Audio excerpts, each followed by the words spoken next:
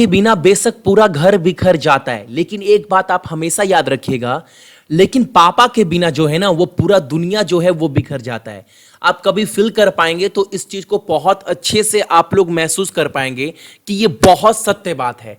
और इसी के साथ क्लास को स्टार्ट करूंगा और बोलूंगा सक्सेस की 98 पर जो भी चैनल पर नए हैं ना, चैनल को सब्सक्राइब करने के बाद नोटिफिकेशन के घंटे को दबा दीजिएगा ताकि आप सक्सेस की 98 का हर एक वीडियो को देख पाएं। और इस क्लास का पूरा जो पीडीएफ है आप लोग सक्सेस की 98.in के वेबसाइट से भी जाकर डाउनलोड कर सकते हैं, या फिर इसका जो लिंक है मैं टेलीग्राम के ऊपर तो शेयर कर ही देता हूं, या फिर एक ऑप्शन और है, इसका पीडीएफ का जो लिंक है मैं वीडियो के डिस्क्रिप्शन में भी दे दूंगा। और एक बार आप लोग अपने क्लास का टाइमिंग जरूर देख लीजिएगा ताकि नोटिफिकेशन अगर नहीं भी जाता है तो अपने क्लास के टाइमिंग पर आप एक बार सक्सेस की 98 चैनल को खोलकर अपना क्लास जो है वो अटेंड कर ले। ये आपकी भी रिस्पॉन्सिबिलिटी बनती है।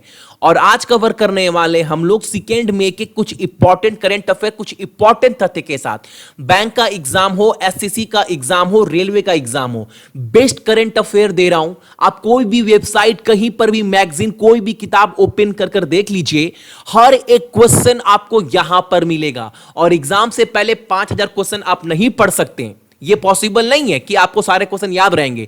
इसीलिए आप डेली सुबह में 4:30 बजे 7 मिनट 8 मिनट निकालकर वीडियो देख लीजिए ताकि एग्जाम के टाइम पर आपको उतना प्रेशर ना आए और आप बाकी टॉपिक पर भी अपना टाइम अच्छे से दे पाएं। देखते हैं पहला क्वेश्चन हमारे सामने क्या निकल कर आ रहा है। और जो पहला क्वेश्चन है हमारे सामने वो ये है, उससे पहले मैं आपको यह बता दूं, जो new chief justice of Rajasthan high court के अपॉइंटेड किए गए, नियुक्त किए गए, उनका नाम क्या है? हाल फिलहाल आज ही का न्यूज है, कल का। उनका नाम है रविंदर भट्ट। रविंदर भट्ट जी को राजस्थान हाई कोर्ट का न्यू चीफ जस्टिस बना दिया गया है। आपके एग्जाम में चीफ जस्टिस के ऊपर भी प्रश्न आता है और ये लेटेस्ट न्यूज है, तो मैं आपको ये बता रहा हूं, याद रखिएगा, ठीक है।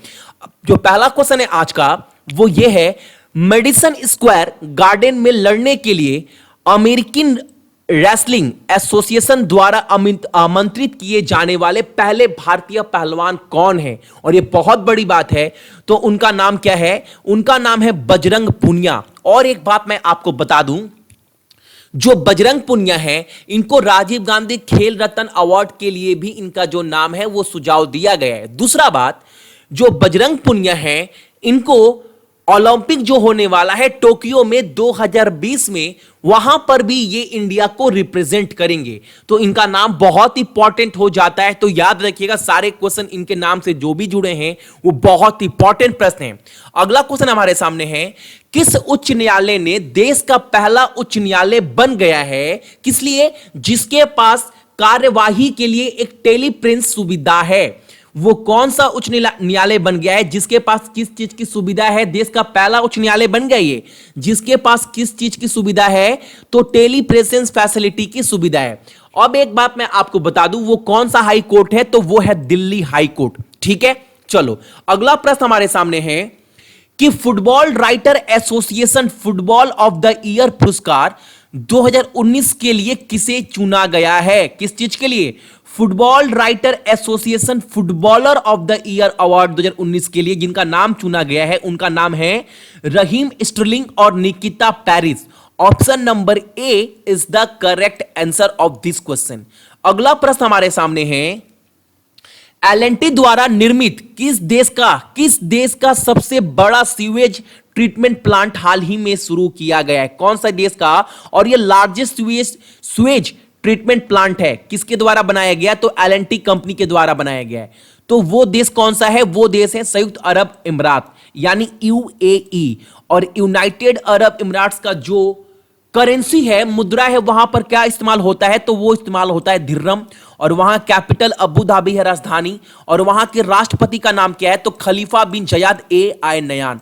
तो ये सब चीज भी याद रखना है क्योंकि एग्जाम के टाइम आपको अलग से पढ़ना ना पड़े, और एग्जाम में ये सब प्रश्न बनते ही बनते हैं। चलो अगला प्रश्न हमारे सामने है, निम्नलिखित में से किस देश ने हाल ही में एक शहर में 24 घंटे के लिए उठाए गए राष्ट्रध्वज की संख्या के लिए एक नया गिनीज वर्ल्ड रिकॉर्ड जो है वो कायम किया गया है? किस देश के द्वारा? कहने का मतलब है 24 घंटा में सबसे ज्यादा उस देश का जो ध्वज है, जो झंडा है, वो लहराया गया है संख्याओं में। ठीक है, तो वो देश कौन सा बन गया है, ये रिकॉर्ड बनाने वाला वो देश बन गया है आपका लेबनान। ठीक है, और लेबनान का जो कैपिटल है, राजधानी है, वो क्या है, वो है आपका बेरूट। और वहां का जो मुद्रा है वो क्या है, लेबनीज पाउंड। और वहां के राष्ट्रपति का नाम क्या है लेबनान का, तो वो है माइकल एवान। तो ये सब चीज भी आप एक बार देख लीजिएगा, एग्जाम में बनता है क्वेश्चन।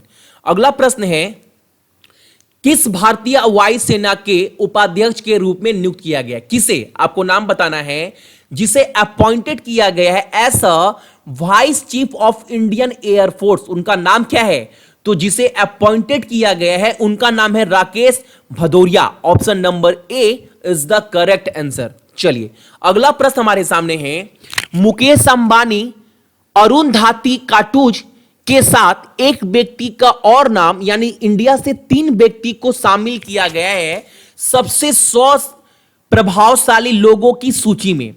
किसके द्वारा? जो टाइम मैगजीन ने अभी हाल फिलहाल में लिस्ट जारी किया है 100 मोस्ट इन्फ्लुएंट पीपुल का पूरे विश्व भर में, उसमें 3 भारतीयों का नाम है टॉप 100 में।